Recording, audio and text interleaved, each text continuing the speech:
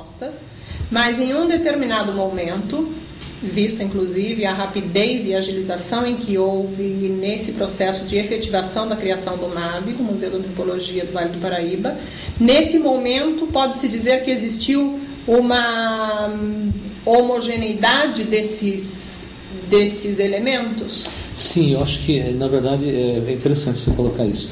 Embora as pessoas tivessem, os autores, né, os criadores do museu, que foi esse grupo, tivessem ideias diferentes do prefeito, e embora ele continuasse sendo com a visão dele, digamos, conservadora política, que eu acho que não tenha mudado, mas na questão do patrimônio cultural houve uma mescla, uma simbiose, não sei como eu poderia dizer, de que aí passaram todos a mesma linguagem. E eu acho que um fio condutor desse processo todo, uma pessoa que fazia com que isso tudo acontecesse, era a figura da doutora Valdiza Russi Camargo Guarnieri, que era a pessoa de São Paulo que continuou orientando o projeto do museu. Infelizmente essa pessoa já faleceu em 80 e ela, todo o tempo ela coordenava esse projeto. Então, quer dizer, era uma pessoa respeitada pelos dois lados. Pode-se dizer que a política cultural naquele momento foi pautada por um fio condutor de cientificidade? Sim, perfeitamente, total. Porque a Valdiza era uma pessoa, como ele disse, membro do Conselho Internacional de Museus da Unesco. Ela era doutora em museologia, entendeu? Acho que uma das primeiras doutoras em museologia do Brasil, que eu saiba. Então, ela era coordenadora do curso de museologia e pós-graduação. Eu, inclusive, fiz um curso de museologia popular com ela, lá no MASP. Ela deu um curso de museologia popular, eu também fiz esse curso. Então, na verdade, ela era o aspecto científico permeava essa visão do museu. Então, por isso que, acho que em momento algum, houve interferência do prefeito, a despeito de um possível conservadorismo, houve em momento algum interferência, porque ele sabia que tinha um fio condutor de cientificidade que guiava esse processo. Então, isso eu acho extremamente importante salientar. Como você teve uma participação muito importante em todo esse processo, em outros processos e outras iniciativas, que a gente vai falar daqui logo mais, eu gostaria que você falasse um pouco da sua formação. Você é professor de inglês, né? Na verdade, como eu lhe disse antes, eu não tenho nada a ver com patrimônio histórico, eu estudei história, eu sempre gostei de história, ia muito bem na escola, mas nunca quis me formar em história, né? Nunca quis mesmo. E, na verdade, apenas a minha área é totalmente diferente. Eu me formei em inglês, estudei e simplesmente trabalhei sempre com escolas particulares de inglês, eu nunca dei aula em escola pública, né? Sempre trabalhei com escolas particulares. Mas o que me moveu nesse trabalho foi uma coisa meio de sopetão, assim, quer dizer, a gente vendo o que estava acontecendo, não podia ficar sem fazer nada. Então, eu acho que, para mim, eu sempre tenho na vida que existem 3 tipos de pessoas.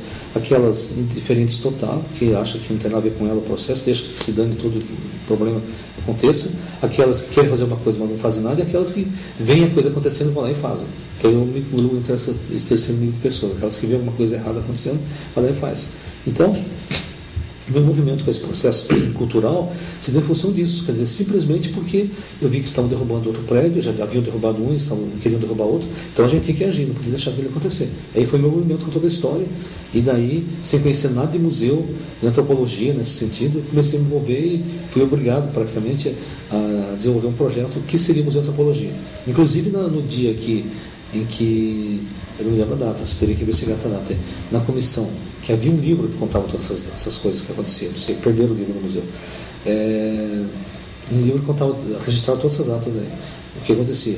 Em que eu apresentei o projeto do Museu de Antropologia, eu pedi a todos os membros da comissão que ninguém me interrompesse, que eu ia explicar o que era o Museu de Antropologia. Então eu lembro que eu expliquei o que é antropologia, o que é antropologia física, cultural, social, e o que o museu teria que fazer. Diante disso, esse é o conceito do museu, ele vai trabalhar nessas áreas. E agora, então, por exemplo, uma coisa interessante que a gente colocou nessa época, o aspecto científico, como a Valdiza nos orientava. O museu tem a função de preservar a cultura? Não de preservar, como ela dizia, a cultura se preserva.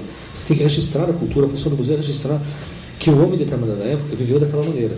Se você, por exemplo, se o dançador de Moçambique, ele dançava descalço antigamente, e hoje ele dança de tênis, porque dança no asfalto, na pedra, e é quente o chão, claro que não é por causa desse detalhe que alguns puristas do folclore vão dizer assim, não, mas o indivíduo não pode dançar calçado porque não faz parte, ele tem que dançar descalço.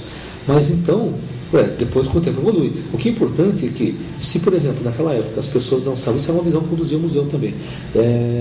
Se as pessoas dançavam, por exemplo, Moçambique, acreditavam Nossa Senhora do Rosário e São Benedito, e hoje não acredito mais, e o Moçambique acabou, bom, o museu registrou esse fato. Em determinada época as pessoas viviam assim, acreditavam assim. Agora isso acabou. Isso foi bom ou foi ruim? Então o museu, aí que entrava a questão do museu ser um espelho, onde o homem vai para o para saber, refletir e posicionar sobre o futuro. Porque se acabou determinada coisa da cultura, a gente sabe pela história quanta coisa acabou e se transformou em outras, né? Então, quer dizer, então a ideia não é de preservar a cultura, mas de registrar a cultura, tudo que aconteceu no processo cultural e tornar isso com exibições dentro do museu para que as pessoas discutam se isso foi válido ou não, entendeu? E determinada coisa, resgatar isso de uma outra forma, talvez, entendeu?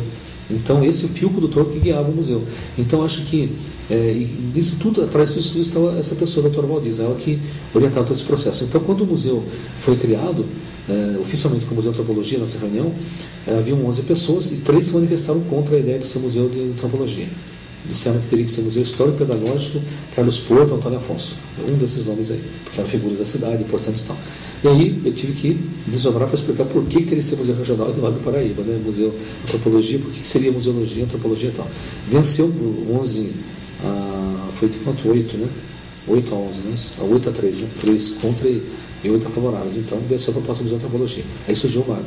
Quer dizer, foi uma coisa interessante que ele, para poder as pessoas presentes nessa reunião decisiva, você lembra quais aqui elas pertenciam à comissão de estudos para a implantação do museu. Sim. Então essas pessoas haviam... E eram advindas de que setores da sociedade? Então, por exemplo, uma das pessoas, Silvia Esteves Miteloves, que era uma dona de casa, havia sido minha aluna de inglês no CCA. Eu a convidei uma pessoa culta, muito culta, ela mora hoje em Juiz de Fora, uma pessoa fantástica. A Silvia seria muito legal se pudesse entrevistá-la, né? Porque só que ela mora longe, né? A Silvia era uma dona de casa, o marido era um gerente de uma fábrica na Johnson, uma pessoa de classe média, né? Mas que era uma dona de casa. Assim, então ela participava dessa comissão. Então a Silvia Esteves Mitelovski, Maria Santana, professora de História, eu também professor de inglês, né? Da sociedade, o Ailton Vinícius Naves Silva, que era fotógrafo na época, os 2 irmãos dele, arquiteto, trabalhavam na prefeitura, são 6, né? 6. Aí haviam ainda, eu preciso lembrar todos os nomes das pessoas depois, e 3 membros também da comissão, que até votaram a favor da ideia de ser museu histórico pedagógico, que é o arquiteto Romeu Cime Júnior, de Taubaté, Osíris Médici, que era comerciante de Jacareí, e Luiz José Navarro da Cruz, também comerciante de Jacareí, fazia parte da comissão. Até aí deram 9 pessoas, faltaram 2. Tem que lembrar as outras 2 que ganharam lá. Depois eu tentei lembrar. Que faz tanto tempo, 30 anos atrás, tem que lembrar bem quem que eram as pessoas. Sim. Né? Você não guardou alguns documentos referentes a esses Não guardei porque eu deixei eventos. tudo no museu. E se eu soubesse que ia perder todas essas coisas, eu teria guardado comigo. Infelizmente. Mas, sabe, ficar tudo lá. Esse livro de atas da comissão do museu ficou lá. Agora não sei que fim levou. Perderam o livro, não sei. Ninguém acha. Na verdade tem que ser buscado, né? Porque existem alguns modelos de arquivo adotados que nós não podemos ter acesso. Então pode ser que esses documentos pertençam a algum arquivo de algum setor da prefeitura, né? Como, por exemplo, no arquivo... Tem o departamento de educação, pode ser até. Sim, no arquivo histórico da cidade existe uma quantidade imensa de documentos que não foram ainda reconhecidos, catalogados, né, e que não podem ser consultados. Então, pode ser até que existam esses documentos em algum setor. E como nós sabemos que não existe uma prioridade na organização no setor de arquivística, né? Não existe a prioridade de organizar. A prioridade agora me parece que é a de guardar, de conservar nas caixas, assim como acontece com os fragmentos arqueológicos encontrados nos sítios arqueológicos da cidade, né? Eles foram devidamente recolhidos, devidamente observados, tratados e guardados nas caixas. Então, isso faz com que o pesquisador na área de história não consiga ter acesso às fontes primárias. Tem uma coisa interessante você está falando do arquivo histórico. Na verdade, o arquivo histórico também foi uma decorrência desse trabalho, porque quando eu lembro muito bem, eu lembro o nome do jornal agora, que nós ganhamos, porque quando o CPDOC começou, todo mundo ia entregar coisa lá, isso aqui vai para o museu e tal. Então entregaram para nós... Que coisas? Documentos, materiais, livros, fotos, livros. E aí foi doado pela Câmara Municipal. Objetos, você se lembra de receber objetos? Lembro, por exemplo, a própria... como Paulistinhas, nós tivemos doações de Paulistinhas, outras nós adquirimos de antiquários, outras vieram até de cemitério, pessoas que nos doaram, entendeu? Então, por exemplo, documentos. A Câmara Municipal nos passou o jornal, a coleção Folha do Povo, um jornal de Jacareí antigo, uma coleção toda encadernada, não me lembro o ano que era agora, mas bem antiga, e essa coleção então ficou no museu. Aí, eu perguntando a Valdiza sobre isso aí, ela disse, bom, tudo bem, agora o CPDOC tem que pegar tudo mesmo, não tem jeito, mas vai chegar uma hora que vocês têm que separar, então tem que criar um arquivo municipal, porque é importante que haja um arquivo para mostrar documentos. Museu é uma coisa, arquivo é outra. Foi daí que o prefeito, em conversa com o prefeito, ela deixou bem clara a importância de se criar um arquivo. E o prefeito, ligado à questão da história, então resolveu criar um arquivo também. Então, quer dizer, foi uma coisa interessante que o arquivo também nasceu na esteira desse projeto do museu. Entendeu? Então, tudo, como que o projeto do museu, do CPDOC, foi importante, porque ele gerou tudo isso, gerou a Fundação Cultural, gerou o arquivo, gerou o museu. Em um certo momento, existiu também a questão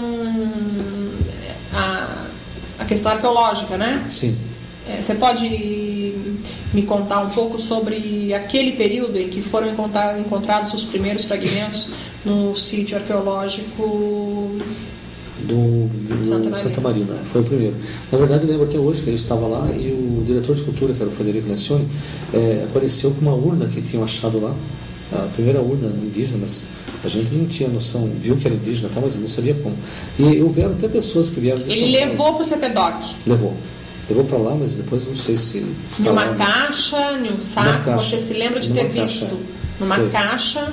E aí a gente discutiu a história aqui, a questão de que teria que ser o pessoal da USP, né, que a gente teria que fazer contato com eles, o pessoal do Instituto de História da USP, né, para História e tal, para saber a datação, quando que era e tal. Mas a gente naquele momento não teve tanta preocupação ainda de fazer, digamos assim, não me lembro, da preservação do sítio histórico, porque a gente, como disse, era tanta coisa fazendo ao mesmo tempo que pouquíssimas pessoas a gente não tinha nem conhecimento suficiente sobre isso ainda, entendeu? Mas de qualquer maneira, foi um trabalho feito depois, muito bem feito pela Delmiro, né, da questão do sítio histórico de Santa Maria. Não é isso? A gente sabe o que aconteceu depois, mas o trabalho que ele fez bem feito. Então, mas nesse primeiro momento a gente tinha muitas preocupações, além disso, de pegar esse material, tinha documentos que viraram depois para o arquivo, enfim, havia muita coleta de material de tudo que era tipo, que surgiu... O seu contato com a arqueologia ou no âmbito da arqueologia de Jacareí foi esse? Foi, exatamente, do primeiro sítio de Santa Marina. Os outros eu não tive contato, foi o Ademir que fez contato. Você chegou a visitar o sítio no período? Cheguei a visitar e ver lá. E como era? O que você me conta? Como era o aspecto? Era era rico de fragmentos? Era, bastante. Eram fragmentos, ou eram só fragmentos, ou eram peças? Veja bem, o que o Fred me levou lá, eu lembro até hoje, era uma urna mesmo, chegou a levar uma urna, que chegou montada assim, dava para ver que era uma urna. Mas era um local cheio de capim e barba de bode, né, que tinha naquele lugar, né? Então, a máquina, eu não me lembro agora bem, eu tenho que tentar lembrar disso aí depois, se houve intervenção de parar a obra por causa disso, mas eu acho que eu não me lembro, sinceramente, eu tenho que, aí eu acho que só depois eu vou poder ver isso, porque eu não me lembro se houve paralisação da obra por causa disso daí. Isso eu tenho que tentar me lembrar mais ainda, entendeu? Mas eu cheguei a visitar o local, eu lembro disso. Sim. E Eu te perguntei a respeito da sua formação como profissional, porque percebi no decorrer desta sua narrativa que se configura a criação, a ideia da criação, a ideia da fundação de um museu, da preservação do patrimônio histórico de Jacareí. Me parece que se configura também o início de um diálogo entre vários grupos, né, várias tendências políticas e ideológicas a respeito da criação de uma política cultural, né? Ou se não foi discutido isso naquele momento, nesses termos, mas na verdade foi isso que aconteceu naquele momento. Naquele momento se delineou uma vontade, se expressou uma vontade da criação de uma política cultural de preservação para o município. Sim. E vejo que partiu de uma pessoa da sociedade civil que no primeiro momento não tinha absolutamente ligações com as instituições responsáveis no âmbito da preservação, né? Era um assunto, era um argumento, era uma área específica de trabalho e de pesquisa que ainda não era comum no Vale do Paraíba. Não. Né? As universidades ainda não tratavam a respeito, no caso da pesquisa arqueológica ou nesse âmbito de criar uma política cultural que visasse um centro de pensamento, um centro de pesquisa, como vocês almejavam que fosse o Museu da Antropologia. Eu vejo que essa iniciativa inicial partiu de uma pessoa da sociedade civil e que não tinha uma relação específica com a área da preservação. Sem nenhuma. Eu faço essa observação porque a gente podemos notar essa transferência, né, do poder nesse momento em que você acionou, você viu a possibilidade da criação e iniciou uma política cultural para o município. Eu acho interessante. Existem inclusive outras iniciativas suas, eu queria que você falasse. Por exemplo, quando o prédio da antiga fábrica de tapetes Santa Helena estava, apesar de toda a luta para a conservação do prédio, o prédio estava sendo demolido e você fez uma denúncia oficial e que assim conseguiu manter o prédio preservado. Você pode falar um pouco desse aspecto? Sim. Dessa sua participação voluntária, essa sua demonstração absoluta de cidadania, inclusive cultural, né?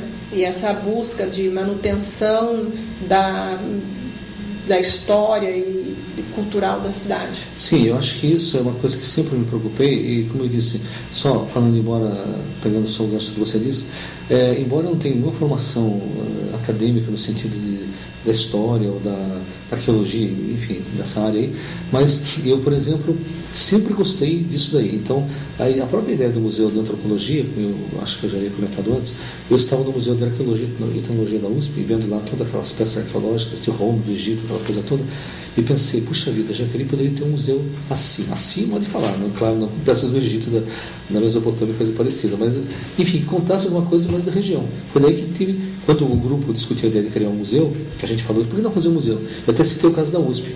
Não quero que seja um museu igual da USP, mas uma coisa assim, entendeu? Veio aquela ideia. Então, eu até diria que a ideia de criar um museu em Jacareí partiu dessa visita que eu estava lá na USP, vendo esse Museu de Arqueologia.